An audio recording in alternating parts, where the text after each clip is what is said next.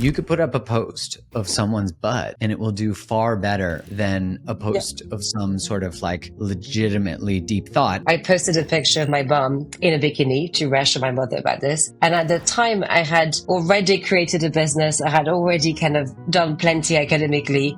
And obviously, as you imagine, my bottom scored much higher on anything else I had done life-wise. My point with this was to say, imagine if I was 18 and I'm trying to figure out what I want to do life-wise. We want to belong. So that's only going to reinforce me as a woman to think, well, clearly that is where my value lies, right? It's in my body. And anything else that I do is kind of a bit superficial and a bit of a bonus, really. And I think that's to show how my physical, my objectification is worth more than my brain. That is technically an idea.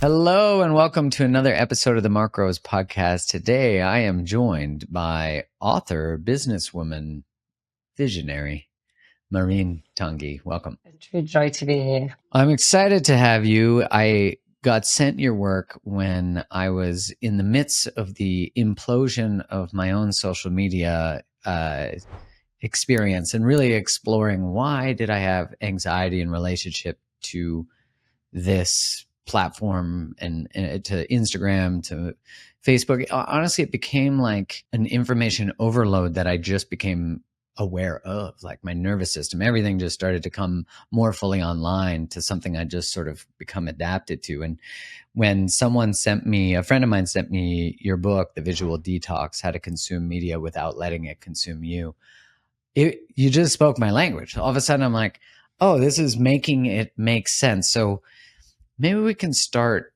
there, which is like, you come from the world of art and creativity and all that beautiful stuff. And I'm curious, what made you go into this place of writing a book about a visual detox? I think it's worth knowing, because you talked straight away about cognitive overload, that we are consuming 10,000 images a day. And that's not just on your socials and digital, it's also as you walk down the street. So there's never been more billboards. And in fact, one fact that is worth knowing is if you are growing up in a working class or low income area, you're 2 to 4 times more likely to be exposed to commercial imagery on billboards and to be constantly targeted. So it's also unequal in terms of who gets what kind of environment. And I feel that's something that you kind of asked me about, why coming from the arts on that. The arts is a very unequal place. Who gets to have a say? Who gets to shape the visual world? Which kind of artist gets to be successful in is deeply unequal. And for us, the past 15 years has been about ultimately making it more equal, having more artists succeed within it, having more people being inspired by it, because we feel that the visual environment we live in is unequal. And not only that, is therefore deeply mentally harmful. And going back to this, therefore, 10,000 images, most of those images are commercial. And again, you kind of mentioned creative overload, but there's a thing about deep down what a commercial image does is that it makes you dissatisfied with your life. Like the more dissatisfied you are, the more you'll consume. So it kind of triggers you mentally to not be happy with yourself. So it is totally normal as you walk around, especially if you live in the center of the cities, which is now 1 out of 2 person. And also using a lot of your social media apps and your digital screens, you will constantly basically be sending or targeted with visual messaging telling you, well, actually, I'm not enough. I need to be something else, which is mentally absolutely exhausting. If you also, on top of this, add that our brains actually remember 60% of what we see, which is substantially more than what we hear, which is only 20%.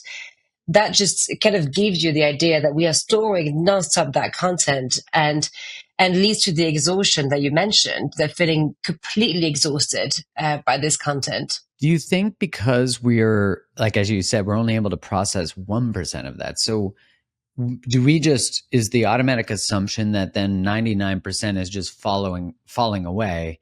And is your experience that it actually isn't just falling away, it's actually impacting you unconsciously in how you see yourself and how you engage with media brands, etc.? I think there's many explanations to why we only seem to retain that 1%. One is the fact that imagery is processed through the amygdala, which is where most of the subconscious happen.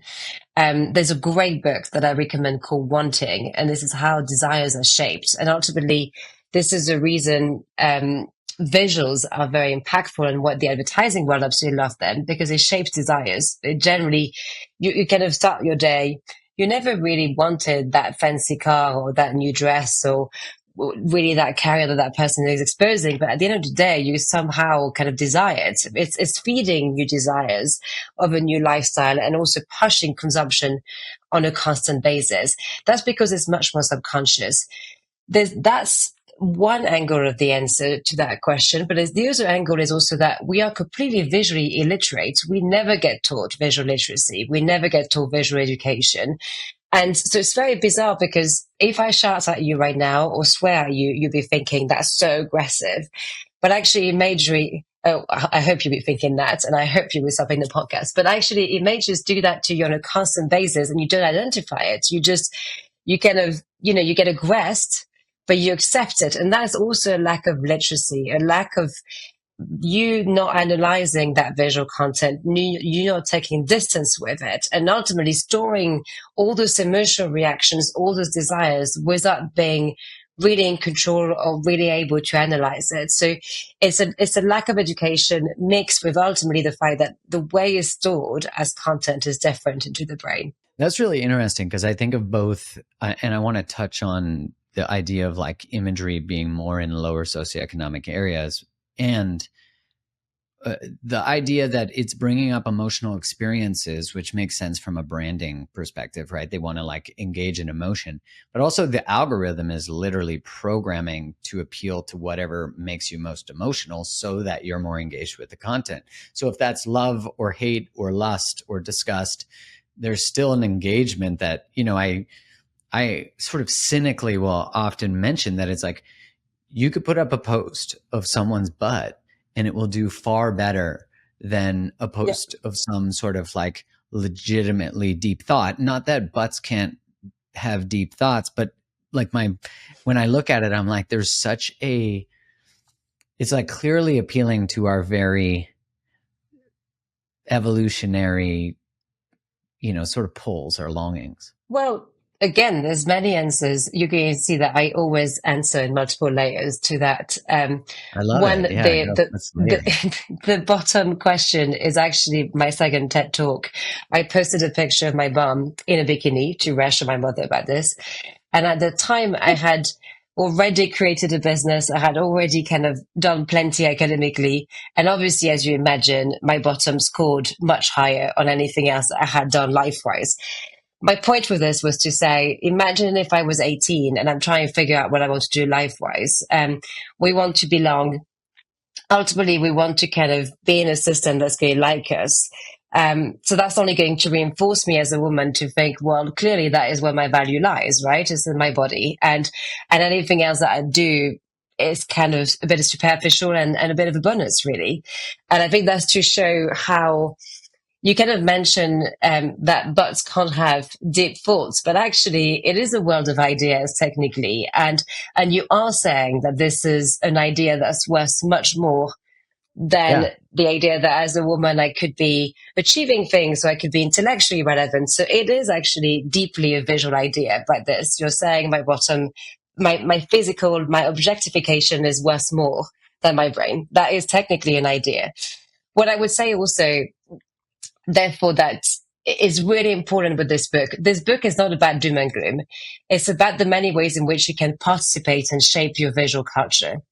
So kind of going back into what we just discussed, there's a lot of visual biases that we're exposed to daily. So I mentioned, obviously, we started with bottoms, but realistically, that is objectification of women on a constant basis. So just at a gender level, you're 4 times more likely to be depicted in revealing clothing on all types of pictures, whether it's AI or advertising or gaming, than a guy, right? It's a constant kind of visual bias and that's visual biases are not just for gender, as we know, social, economic, since races, all types of visual biases. But I think it is, again, for us to comprehend that those 10,000 images, we can get to shape them. We can get to decide on the visual culture and the visual environment we ultimately want to see. And we shouldn't just absorb them and just say, okay, if everyone is depicting people in X way, I should follow suit. Actually, the clicks that we make matter. The type of Mm-hmm. pictures that we post matter. Whether we endorse them or not matters. Even your marketing presentation and the type of images that you put on matters. All of those little actions, even the brands that you consume from, and ultimately the visual narrative that they portray, will matter. It's going back into the civic idea that the visual culture we live in is a representation of who we are as ideas, as views, as social values. All of this is not superficial. It's not just cute. And I think we dismiss images as being just this cute, superficial thing that's entertaining. But going back to this, no, it kind of constantly reinforce ideas. And I think politically, because it's a big year for it, like right now, the campaign in the US, the core image we can think of is Trump being shot and that image of the American flag. Like that defines currently that campaign. And we can see that images are so powerful in making history, in pushing the way the stage will be at. So our relationship with imagery needs to not be passive. And we need to comprehend what are those daily little actions that we make in deciding what visual culture we are part of. And so therefore, not to abolish bottoms, but if you are only endorsing your girlfriends when they are looking cute and pretty, but not on any of anything else that they could be doing aside, even when they specifically said they mattered to them, then you are actually, and I know that you're not doing it on purpose, but you are part of endorsing a bottom culture. Totally. And it's interesting because you have, when we become, like if I was 21, Instagram didn't exist when I was 21, and so I yet did not have the self-awareness that, because it was not available to me, this like endless proliferation of imagery of sexuality and this there's so much complexity to this, many layers to the conversation about bottoms and all of it, which is that it's like, I don't know that, I doubt I would have had the discernment to recognize that I'm feeding an idea or a culture or a value, right? Unconsciously I'm doing that, and if I'm in relationship, I'm objectifying one woman and in some ways being dishonorable to my relationship, at least to how I would want to be in relationship. I'm not projecting that on anyone else. But what's also interesting is that you have the complexity of like female liberation, that now there's this opportunity, if you're posting like a wise thought or a piece of art. And not to say that bottoms can't be art. Of course they can. Absolutely. But we are welcoming bottom. We just don't want it to be the majority. Yeah, exactly. Like, I think when I considered it, it's like, I've seen really beautiful art that's using that kind of thing. But I'm like, you're right. If you're an 18-year-old girl, a woman who's trying to figure out what she wants to do with her life, and she posts these ideas that she has, and then she posts an idea with her bottom, and it does far better than all the others, the reward system and what's shaping. And then I think also of like the unconscious reward system to our brain, the like constant engagement with dopamine and with the experience of lust when we're clicking on pornographic types of images. And so then you have the OnlyFans and all the things that can give rise to what is also seen as a gateway to liberation. Like, I understand that sometimes there's a sense that I need to exploit the system to exit the system. So I'm like, it's a really interesting, complex line that I, of course, don't get to decide what it is. But I don't think what you're saying is like, those images can exist, but we have to decide how we want to engage with them, because we how have we to be engage with them educated. determines. Yeah. Exactly. And I think it's about education, because I think I go back to how unequal we are when it comes to our visual environment, and ultimately how unequal we are and how much it shapes us, I think that's where education for me, and being literally literate in what you're saying and training your eyes is becoming really important, because you are more likely, because no one wants to hurt, for instance, your girlfriends and endorsing something that might make her feel insecure. Those are all subconscious mechanisms that reinforce what we think we have to do. Being analytical and being literate will change that. And I think that's why it's so important not to be adding also of the very timely problem of fake imagery through AI and deepfakes, which anyway is posing an urgency to train your eyes, because you can't just trust your eyes. There's a sense that if I've seen it, it must be true. We know now that this is completely false. So because you see something, that is going to be true. So it is anyway the right timing to start questioning with your eyesight. And unless you're blind, that is literally the only thing that you have to do right now, because misinformation is also on the rise.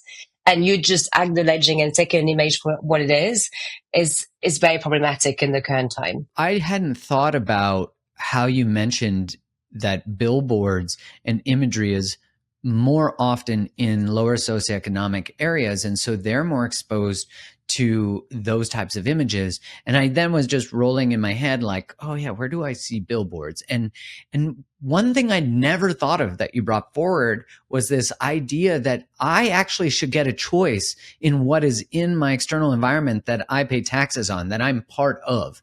I've never thought of that as actually like, I should be able to advocate for what kind of imagery and what kind of advertisements are out there. I mean, I saw a plastic surgeon's ad that said, start now, stay the same age, in terms of like Botox and shit like that. And I was just like, what an awful ad that people are driving by, and what a misleading thing. Again, no judgment on what people decide to do. It's just like, would they get it if that image was not exposed to them? That's reinforcing this idea that aging is bad. Yeah. And I think you posed a really good point, which is, again, I see, having walked into many rooms for the past few months since the launch of the book, that actually it is a hopeful conversation we're having, because it's about realizing the rights that you have. And actually those rights are available to you. The phone that you have pressed, I am agreeing to give all my rights to everyone that owns this phone and the apps. That is very hard for me to do much for you. But ultimately, the public spaces that we share, you haven't said, yes, I'm electing this mayor to be running this city to absolutely target me all day long with advertising. You haven't actually agreed to that. And I think especially, and this is, again, this is why it's a civic conversation, because I live in a privileged neighborhood in London and it's filled with lawyers. And guess what? There's absolutely no billboards, because if there was a slight infrastructure like this, a privileged neighborhood knows their rights much more and would actually push back. Because they are legally informed, because they have lobbying, all of this will come in play. And I think it's not just the infrastructures of the billboards. I mean, it's worth noting that the increase is substantial every year, but it's also what content actually will go on these billboards. And we all know, especially when it comes to the UK, again, this will be gambling, this will be fast food. Like, this is different layers of images that we get exposed to. On the other end, back to education, my two boys will have access to arts education because they're the more privileged education system. So you're not just divided in your visual environment, you're divided in terms of your education. So of course, then you only go and reinforce that gap. And that sense that, like, we deserve a great visual environment if we are privileged, versus someone who actually is not from that background, but doesn't even know that they can have a say into it. And I think maybe you can sense that, like, I was raised in France with two parents, primary teachers, socialists, because that never leaves you. But I think that is something I can't let go of, is that it's incredibly important to inform people that they can actually have a say. I sit on many committees, public art wise, through my business, and no one ever turns up to those. No one ever knows that they can have a say. And yet that is taxpayer money on art that everyone is going to see and would define very much the storytelling of that area. So it's, again, that kind of that thinking that actually your visual environment is a place where you can have an expression. You don't need very clever words. You don't need to be coming from the world of art for this. You don't need to have all the kind of clever poses around it. You just need to kind of start entering that conversation, because that conversation will represent you, and you being not represented is very key. And we know when it comes to public art, for instance, that, again, 97% of the sculptures that are on our streets are men on a pedestal. We are lacking so many visual stories. So it's constantly the same issue, that if you don't get involved in the conversation, then we then are lacking, again, so many amazing visual stories, and so many stories that are worth telling, and basically representation at large again. Yeah, it's so interesting how the memetics, the ideas that we're talking about, that start maybe as a child with the books that are on the table in your home, and then the TV that your parents consume, perhaps the magazines, which I know these are all becoming more digital, but then the billboards in your neighborhood, and we don't realize that these are all shaping our own biases about ourselves and about what it means to be a man, a woman, a white person, a black, like all the different complexities that we build beliefs around that are often implanted in us rather than chosen. And I've, again, like coming back to like choosing what visual experience or what language wants to be spoken, like the idea that the different sculptures that are in your area or the stories that are told, if they're not told from a diverse lens of idea of race, of gender, of whatever, then the story we know is the story of the white man, you know, in general, like the story of the conqueror, the story of, you know, all those things. Yeah. So what does that education look like for a regular person? Like for someone who is listening to this, who's like, well, yeah, I don't go to an art school. I'm not an artist, but I really am resonating with this idea that my mind is bringing in a lot of fucking content, pardon my language, but a lot. Yeah. But the good news is actually 65% of us are visual learners, and actually I'm not teaching something that is out of reach for most people. Most of us actually think in pictures. So what I'm saying is not something that's going to be a really complex thing that you've never done in your life. Most people actually process the world that way. It's just about implementing. So what I worked with several academics to put a very easy method, and I tested it from my 4 years old, my eldest in his school, up to ultimately people of our age and older. So it is applicable for all walks of life. It's understanding the impact that the scale, the composition of the image, where your eyes travel on the image, the composition, the colors, like the context. It's basically just a basic toolkit of taking a bit of distance with that image. We go back to kind of that emotional triggering that you mentioned at the just when we started talking, where I start at 6 a.m. I'm brushing my teeth, I'm opening my phone, and I see a very triggering image of a geopolitical conflict, which is currently, sadly, the reality that we exposed. Again, not to say you should not inform yourself, very pro information, but at 6 a.m. I'm not prepared psychologically for seeing what I'm about to see. So building distance with information, with content is incredibly important when actually we are constantly going through too much content at us. We almost need to kind of start building that distance. That distance is the analysis I'm giving you. And that is very simple. It's literally looking at that image as content, not something that's part of us, not something that directly shapes us or create new desires or kind of feed us an emotion, but actually something distant from us, because sometimes we might be feeling really not great that day. It might just be because we've seen things that actually were too much. It might not have anything to do with us. So it's putting again that distance. In terms of the method, through the book, we go through it, but generally it's accessible, and I have tested it, and we're excited. I think for me, obviously, the hope will be that we can put it across all schools. So far, for every private school that has approached us, we have demanded to have at least 5 state school or public school that are being sponsored through private schools. Because what I don't want is to reproduce that further gap that I mentioned, where only the ones who can afford that will have that visual critical thinking, and then the ones who are already more impacted will have none of that access. But for us, it's a no-brainer. It needs to be put in school.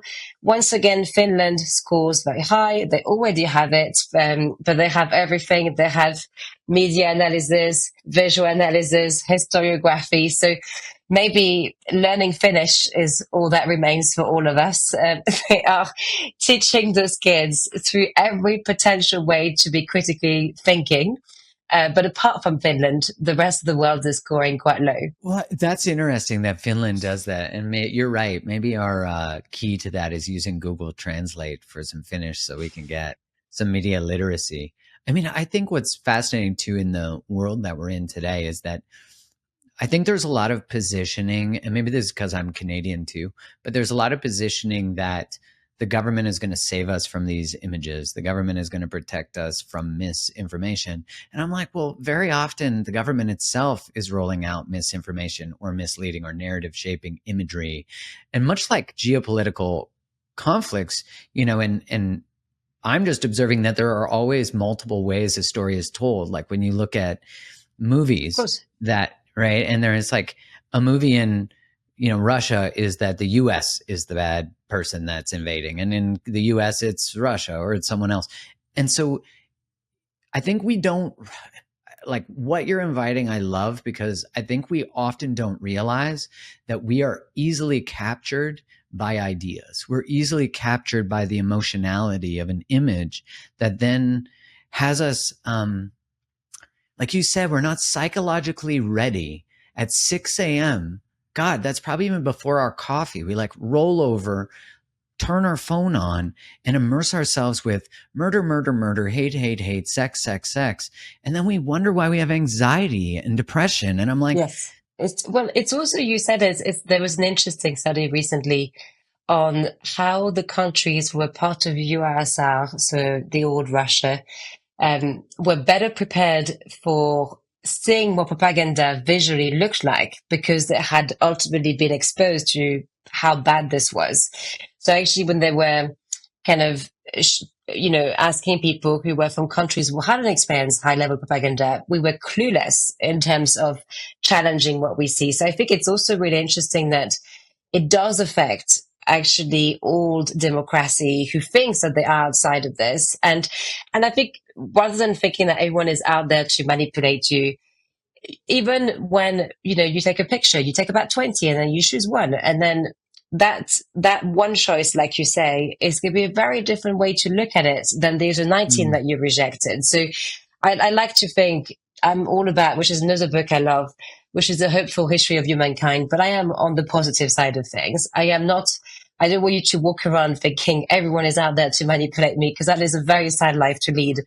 But right. I think rather than manipulation is thinking that we have to make choices, and we are supporting different types of social values and visual narrative all day long. We do this by just selecting the pictures, or even the way, even our LinkedIn profile picture. All of this are choices that basically determines the kind of way we want to be perceived, and visual perception is part of that. So I think of it, instead of thinking I want to make sure that no one is out there to get me, but think more, like you said, it's a diversity of thinking. With that comes a diversity of visual ideas and visual perceptions. Let's just make sure we are aware of this, that these are all different visual perceptions, more than just accepting it for what it is as the truth. It's just one angle to that story, as you said. Yeah, being open to that there are multiple realities. I mean, it's the secret to healthy relating, because, we have to be mindful. I believe in that. Right. And so it's like, I had Africa Brooke on, who I know you're familiar with. I love Africa. She's incredible. And she was talking about how we fight for the diversity of everything but ideas. And I think there's so much to the recognition, which creates the perception of an unsafe world, that I don't know everything, or everything. If I take in this idea or this image as different, then it makes my world uncertain. But it's almost like that's a necessary aspect. Even the idea that we need to decode, which I think is, I want to hear more about how you recommend people doing that, but like decoding what is imagery that you should trust versus not. Because how in the world of AI and all the things do we even do that without totally distancing ourselves from it? I think because you mentioned Africa, and as you know, we are friends, we actually did a talk together. Our books came up at the same time, and there's a lot of complementarity in the way that we see the world. I would respond, and I would highly recommend to read The Third Perspective, as you know. But I would highly therefore advise probably what she would say, but on the visual side, which is it's about creating spaces for conversations. And visuals are the same. When I mentioned about the public space, right now, when I'm waiting for people to turn up for that meeting and no one turns up to, there's no conversation. There's a lack of debate into what kind of visual environment we want to live in, what kind of visual culture we want to live in. And we feel imposed. The majority of people feel quite imposed what they should do. That's a big problem. And she's an advocate for creating that space for that conversation. It means that what you would want to see in your streets is going to be different to me, but I'm so excited to have debates. There's no debate right now. So It's very much that safe space around that visual conversation. The second thing that she's such an advocate for, and we're the same, is again, she mentioned so much about how we are now just only constantly reactive emotionally and towards the content. And for her, obviously, it's a lot around mob and social media and bullying and binary thinking. But it works the same way with visuals. It's the number of times you just clicked on the article that is filled, that image is almost a definition of a visual bias, that is attacking someone, and you've clicked on that and you've given money to a Google search that makes money on outrage, to a social media platform that makes money on outrage, and to a traditional media that makes money on outrage. It's the same. It's so incredibly interlinked that we are feeding that economical system that is basically taking us all done with it, because it's a constant burst of outrage. And I think, therefore, the recommendation is the same on trying and therefore like lessen that reactivity with, again, that act of decoding. In terms of decoding, I mean, it sounds silly, but first is awareness. Is the idea that all those feelings you're feeling and the anxiety that you mentioned is not yours. It sounds silly, but I feel we are carrying all that weight on us constantly thinking, do I have an issue? Am I not feeling great today?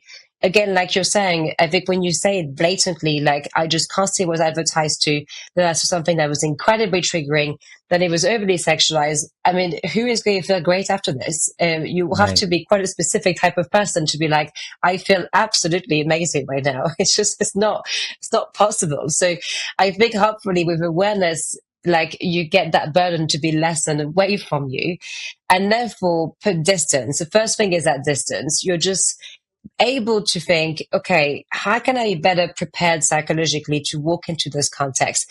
Is there a back street that I can take when I'm commuting to work or taking my kids to school or going to uni, rather than the one where I'm literally constantly targeted?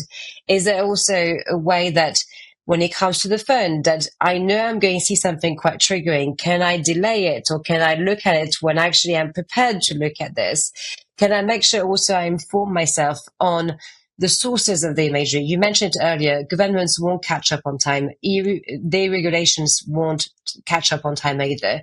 So there's currently things like BBC Verify, Google searches, where you can just make sure that like you know the source of the imagery, and then you start building up ways to check whether actually what you're looking at is true or not.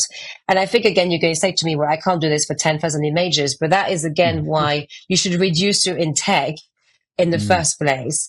And then have more intent when you're deciding, yes, I now want to inform myself. Well, let's just make sure that when you inform yourself, you go to a site that you have checked. So you do less imagery, but more research imagery, which I think content-wise works the same way as well.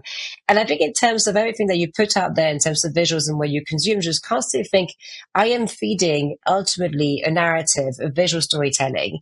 And can I just make sure that those little decisions, those little actions, like instead of just going on Google, putting a few images to my marketing presentation, what does those images say? There's always a saying that if you go on OpenAI or Midjourney and you type right now, who is the CEO, there's not a single woman on this. It's always that Richard Gere from Pretty Woman overlooking the glass building. That is always that picture, which is the same on Google, right?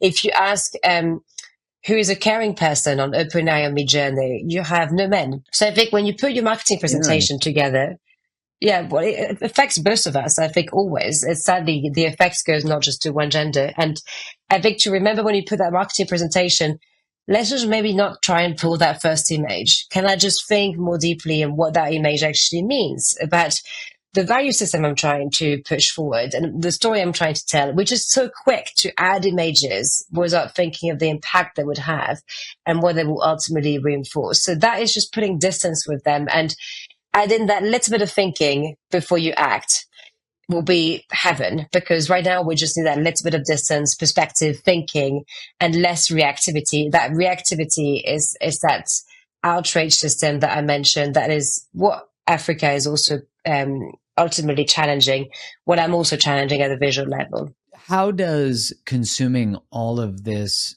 in an overloaded way, like the overconsumption of it, how does it impact us from a mental health and cognitive perspective? Well, I think, first of all, as you would imagine, you mentioned earlier on the difference between a 21 years old and an adult today. Our brain is not formed until our late 20s. So I think this will always have a much deeper effect to someone that is younger. The good news I would say with that is, having walked in many Gen Z rooms and below, they're very informed, and they ask incredibly good questions about this because they know that this is a problem that they going to have to face. I would not just want to dismiss that generation as purely just a victim that doesn't understand it. I found that actually they're very smart about it and they do challenge, and I do want change for that reason. But of course, it's why I have effects. I think even in terms of scale towards the context of the image you see. So like, for instance, again, back to my 4 years old, if he goes on the tube or on the underground and see this really large advert that's super screamy, like with an intense red color, you can imagine the effect on that kid would be very different to mine. So I think it's thinking that all our contexts will be very different. If I'm having not a great day, that will trigger me much more than if I'm having a great day. So I think we are always in states of flux. We're very different in terms of age. We're very different also in terms of support network and support system and mental stability or emotional stability. So I think everyone will be quite different. But I would say for children and little children and for teenagers, the effect is ultimately that they focus, but also the trauma that they could go under is massive. Like my kids seeing that kind of imagery or being triggered emotionally by images like this is obviously much more dangerous than us as adults going through this, which is again why we don't just teach on how to analyze an image. We also teach on how to speak about it, because he can't go around the world, my eldest child, blocking, his eyes with his hand. He's going to have to look at the world around him. So what I want him is to emotionally say, Mommy, I got upset by that, and not bury it. Because right now also what we're doing with visuals is we don't acknowledge that. So we're building up the anxiety, but we've never, how rarely do we just chat? Again, we speak about words all the time, but how rarely do we say, you know what, actually I feel quite damaged by these images that I just looked at on whatever topic this was.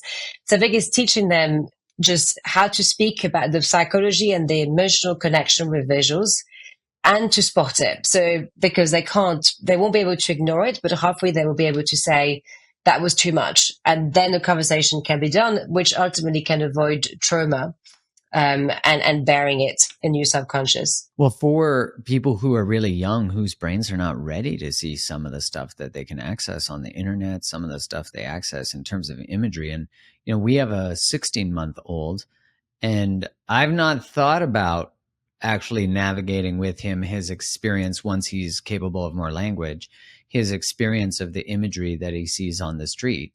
And I think that's actually such a powerful way for me to connect with him, but for him to actually start to be really empowered and aware about how things in general make him feel, and that he gets to decide, is this going to have an impact on his future? And like unconsciously, if you're not taking charge of what you're making things mean, they just start to create meaning on their own. At 21, I wouldn't have had the level of discernment that I think, that I have now. I'm supposed to have been an adult at 21, but I'm more emotionally an adult now. And so I wouldn't have had the discernment. You're also talking about something that's to do with mimetics, and you mentioned that word a few times today, but I think a 16-month-old and onwards just mimics what the parents do. Children don't listen, as we know. Like, if you tell them, do that, they're very rarely going to do it. But they will mimic the way you act, which is actually fully of visuals. They mimic the environments. They mimic the characters that they read about or they watch on cartoons, and they constantly mimic their friends as well. So I think, and when you think actually on the developments of their communication, like speaking properly comes much later.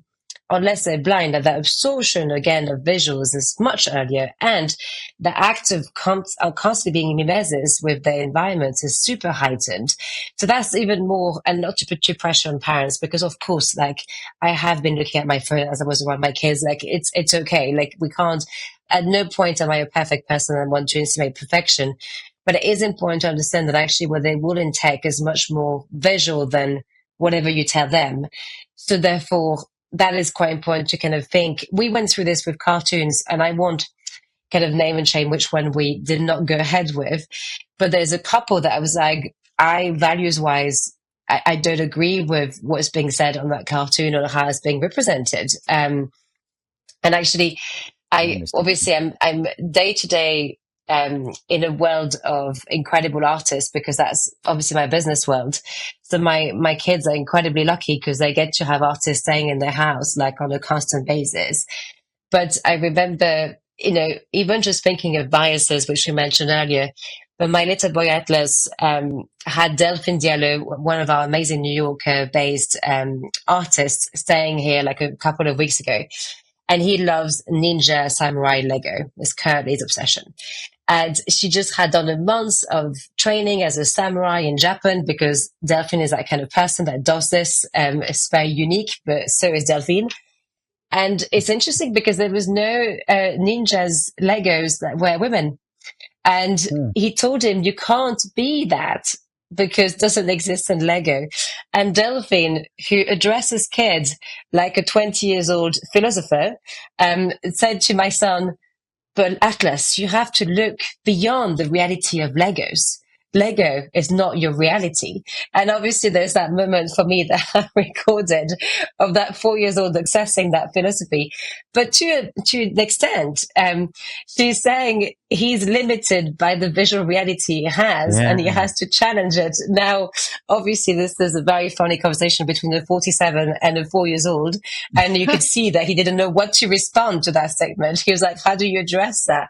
But I feel, our visual realities are limiting us. And she is right in, how do we just open them up and constantly just make sure that we're not limited by our visual realities. And what a beautiful story. And to think of like the deconstruction of Atlas's mind that has to happen in that moment, when that cognitive framework is available, that might be accessed through, he just got red pilled by Delphine, He got told that Lego is not the whole world. And that was a big shock for his system on that night, Well, it shows you the importance, as you're saying, of imagery and unconsciously what it frames in terms of what's possible. Much like when we're children and we're exposed to what our parents or culture or whatever tells us is possible. And, I think as you were saying, like, we start to process visualizations far before language. That's why a lot of our trauma is even pre-verbal. We don't have words for it, so we can't explain it. It's felt, it's in our bodies, it's in our nervous systems. And I'm curious, when you look at curating our surroundings and our environment, I know you mentioned like, hey, what about mindfully walking a different way or driving a different way if you have time, assuming the pressures of life, etc. But it's like, of course, what else can we do that creates a more soothing experience visually, that enhances our well-being? So first, at a digital level, we discussed it, but making sure that you are more in control in terms of curation of what you get exposed to daily. Second is what you're consuming from. So who are you consuming from is also in terms of what kind of visual narrative they push out there. Someone that's constantly targeting you or making you feel deeply insecure should be challenged on whether you should consume from that specific corporation. And the type of values that are to be pushed. I'm obviously a B Corp as a company, so I would always push that, but I feel that's quite important in terms of the corporations. In terms of your public environments, I started thinking it, like I mentioned, as a civic space. So for this I would dream of people to start getting involved. For me, when I mentioned there's loads of missing visual stories, like last month, one of our most meaningful projects for us is in the US, in Alabama, where Rosa Parks started the protest. We supported the first sculpture park dedicated to addressing slavery. So it tells that story, and the 10 millions of slaves who sadly were imported to the US. And I think those stories for me are essential. I want those stories to be in the center of the city as well. And we're working on that as a company.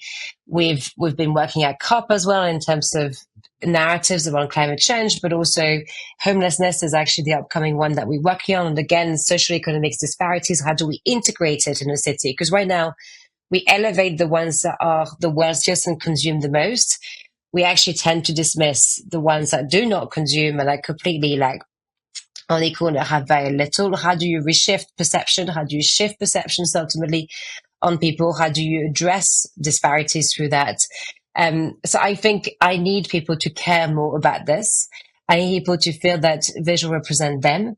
And for this, I need people to start getting involved at the public art level and demand also those billboards not to be put together.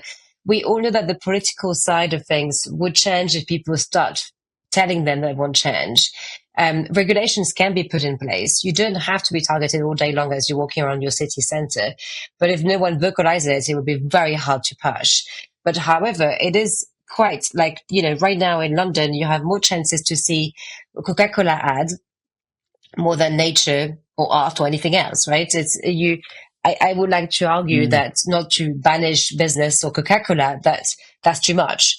Not saying they can't advertise, but saying, okay, can we just make sure that we look at regulations around how much is too much? And I think how many times can we be targeted for our mental health?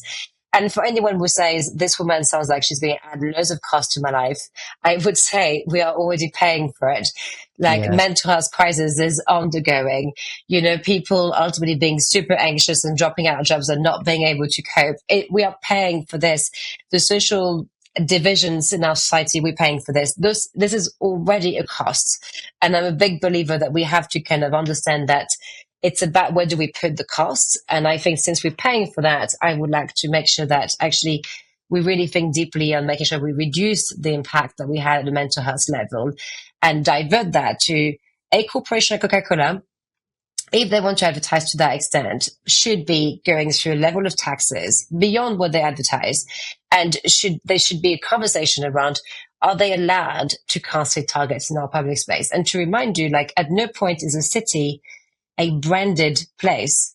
It's a civic space that we share for work, for living, for like coming together. It was never just a purely commercial space to start with. That was never the definition of a city per se. So it doesn't have to become that.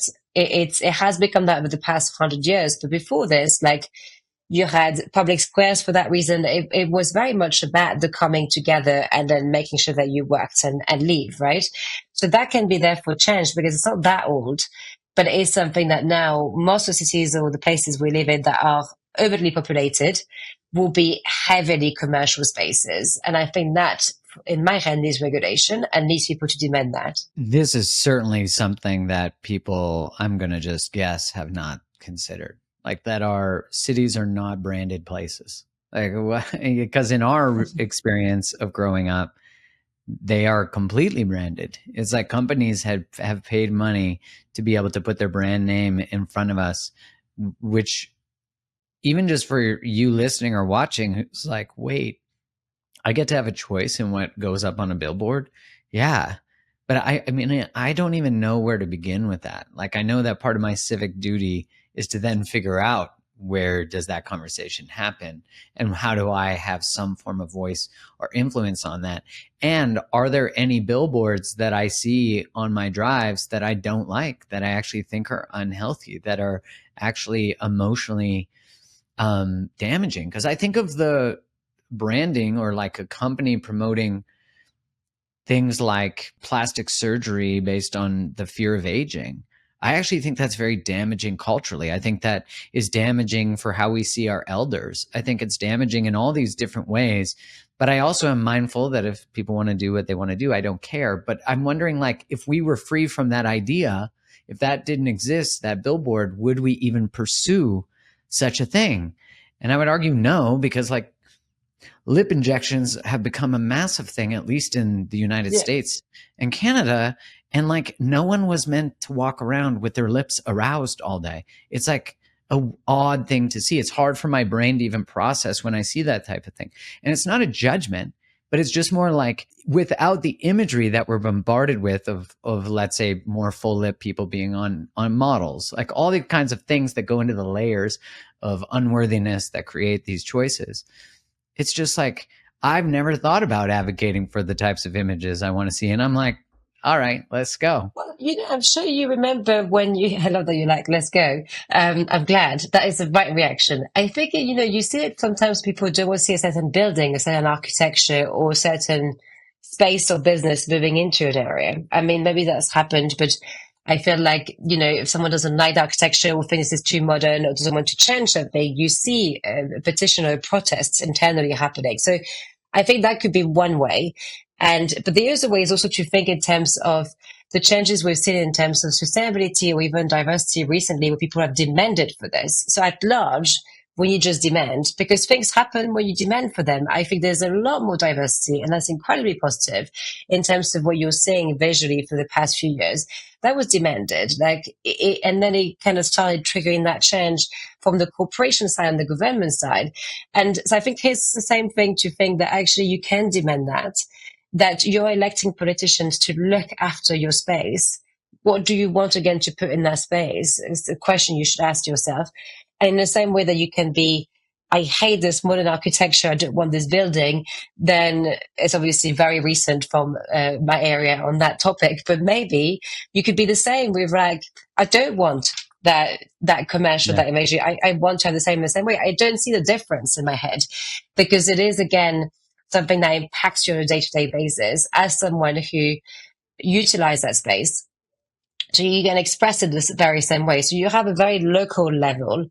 At a macro level, we need to start demanding for change. At a very small level, you can still just start saying, I don't want it. Right. Not engaging with it, not, and then speaking up about it. It makes me think of the hyper level of responsibility as we all, I would argue, whether it's your business or it's personal, if you have a social media account, you are engaged in visual content. You're engaged in, let's say, not Substack, for example, because that's written content for the most part.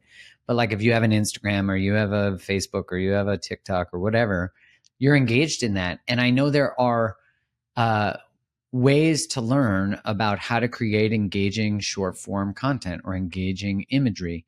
And it reminds me of what you said about cartoons. My nephew was watching a cartoon that seemed like a pretty reasonable cartoon. I didn't watch it, but I saw it on once.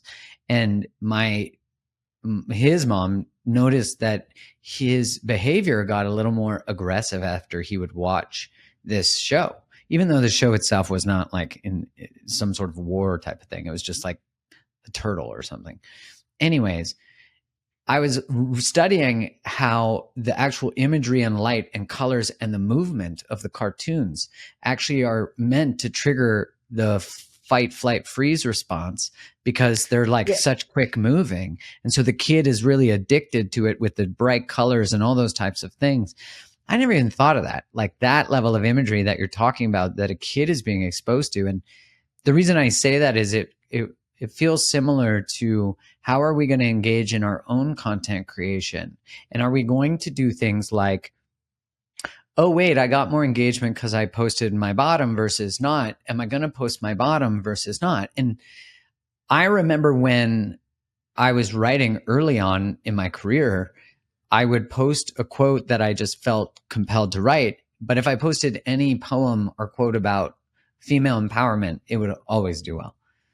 And I was like, well, does that mean we always write about the thing we will do well, or do we create art for the sake of creating art? And it's almost like the letting go of what's trying to move through you instead of trying to curate it. I remember in Stephen Pressfield's book, The War of Art, he talks about a quote, I forget who it's from, but he calls it the hack. The hack is someone who consults the audience before he creates the content. He's like a politician who consults the polls before he takes a position. And I think about that a lot of like, when I noticed that Instagram's algorithm was no longer supporting certain ways I did things and wanted me to put viral music on and dancing videos and pointing and all that shit, I was just like, no, like when I would try to do whatever that was, which I wasn't good at, but I would try, I could feel the inauthenticity that was happening. What do you think about that? I feel, first of all, as we all know, we discussed it, that we all come at it at different levels of privileges. I think both of us, I would say correctly, that we have a lot of privileges as we stand.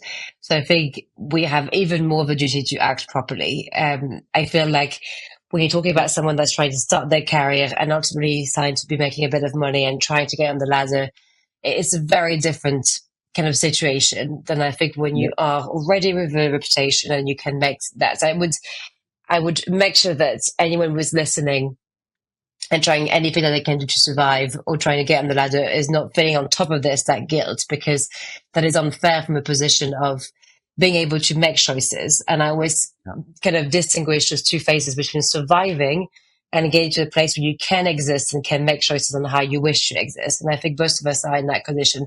I think if you are in a place where you can make choices, I think it always goes back to intent for me, where let's just make sure that you are aligned with your intent. We are creatures of belonging and we are creatures of comfort. It's the same as a B Corp. There are things that could make money a bit faster or could be more comfortable to run a business. It's the same when it comes to like shopping through your local deli versus ordering something in, right? There are things that are deeply comfortable. We're asking for that little extra mile. It's the same thing with a PowerPoint presentation. We're asking for that little extra mile. Unfortunately, if you're privileged, then I think you have to do the extra mile. There shouldn't be a choice. You have to do the right thing and make sure that intent wise, you are inputting visual content that you would like to leave our visual culture with. I think if you're surviving, this is for me a larger conversation that I would not feel right to have that say, not being in that position anymore. Yeah. But I feel if you therefore have that privilege, for sure, I think it's the same as, like I mentioned, with your daily versus ordering in and making sure that everyone is paid properly. Like if you know there's a little business down the road, is paying employees long term, that have a good setup, then just walk that 5 minutes and just go and get food there. Like it's just make that little extra mile. Sadly, there's no magical answer because we all need to make a little effort. But I think in the current world that we're in, if we want the changes that we want to make and be in a place and a culture that we think represents us better, have better ideals, we have to make those changes. And again, it's beneficial for us. Think about it 2 seconds. If we actually succeed that, instead of starting the day thinking, oh, I must be skinny and buy that dress, I could start the day with an incredible story about the community or a person that was through the community. And then again, a great history about the neighborhood. And actually that will be the first visual stories they will get exposed to. So I think thinking always long term, and I know it's hard when you're surviving. I think if you are not surviving, that is a much nicer place to be. And I think that is something that, especially with kids, for me, is a no-brainer. I would like them to evolve in that world much more than the other way around. But it does mean that I'm having to make the extra mile. And I think, sadly, for all levels right now, challenges worldwide, the extra mile is the only answer I have, because there's no shortcut. You have to make sure that you are making the extra mile, that you are thinking of the long term over the short term. You avoid gratifications as much as you can. And of course, we all fall for it. That's okay. But trying to kind of not respond too much to gratifications, which we all know is shaping a world or a visual culture that is not good for us. That's so beautiful. I remember my uncle once said to me that there's the long way and the short way, and the only thing good about the short way is that it's short. And so I appreciate what you're saying, in that it might feel harder, it might feel longer for those who have the privilege of the choice to participate or not. Allows us, like, what kind of world do we want to create? And I think we're at a very key pivotal point in our evolution, which is probably true of every moment, but I think especially true today, of how we're going to engage with social media, how we're going to engage with imagery, how we're going to engage with brands, how we're going to, because at the end of the day, these companies are profiting and increasing shareholder value by the exploitation of our minds, of our visual susceptibilities. And what you're dedicating this book to and what you're speaking about is so important, because it's really teaching us the choice and responsibility that comes with what we consume and what we create. So no, I mean, I'm very touched that you feel that, and I want everyone to feel I can do it. We're talking a 5 minutes little extra mile, free of cost, but we are talking a tiny bit of extra mile. But we're not talking something that is just a big idea that you suddenly have to change everything. That is not what we need. So hopefully that feels accessible. Yeah. And so thank you for coming on today and sharing. I know that you're in an extended time zone ahead, so thank you for being here this evening. for everyone listening, where can they find more of you? Where can they grab the book? So the book, it was published by Penguin. I would always say if you have access to directly the Penguin site or Waterstone and WH Smith, it's probably better to support any kind of bookshops that retail it. And then it's also on an audio format for anyone that is more into listening. You will not have my voice because I have a strong French accent and I speak very quickly, but you have a perfectly well-spoken English person, which should make your life much easier. They could put it on 0.6 speed.